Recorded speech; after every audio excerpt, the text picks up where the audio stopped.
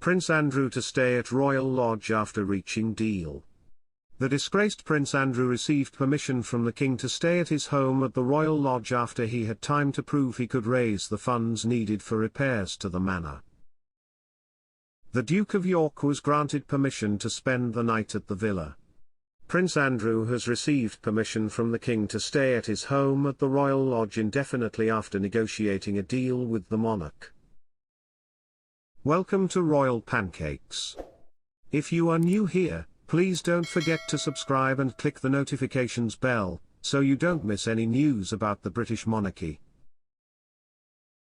The disgraced Duke of York has had time to reassure his brother that he can raise the funds to carry out much-needed repairs to the 30-room royal mansion.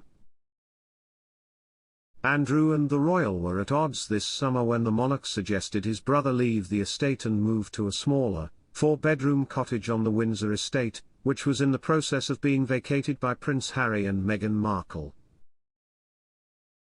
But today Andrew, 63, was granted a stay of execution despite the King slashing his £250,000 annual grant and his house needing around £2 million of repairs.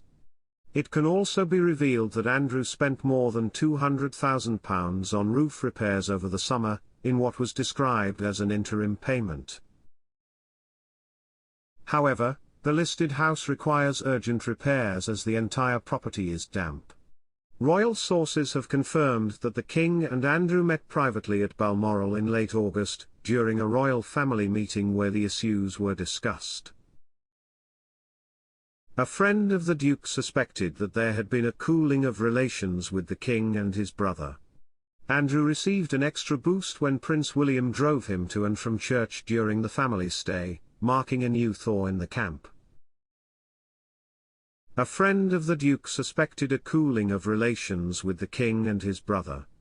Sources suggest that it was the King who urged William to display family unity and lead his disgraced uncle to Sunday service at Crathie Church, although the monarch and his heir were the driving force of his withdrawal from public life. The Duke was forced to step back from royal duties following his car crash during BBC Newsnight interview in November 2019, in which he failed to apologise for his relationship with the late financier-paedophile Jeffrey Epstein. Since then, his attempts to find a way back into the royal fold have been scuttled by the King and Prince William, who believe the Duke should play no role in public life. Andrew's finances also fell into disarray after he was forced to pay £12 million to his sex abuse accuser, Virginia Giuffre, to prevent an alleged assault case from going to trial in the US. As part of the King's plans to downsize the monarchy, Andrew was offered the smaller Frogmore cottage, which had recently been renovated by the Duke and Duchess of Sussex. But the spoiled prince rejected the offer and refused to leave the Royal Lodge, which he still shares with his ex-wife Sarah Ferguson, despite divorcing them 27 years ago. A source said, Andrew's position has paid off for him. He rejected all attempts by the King to leave his house, put his foot down, and the King relented and granted a stay of execution.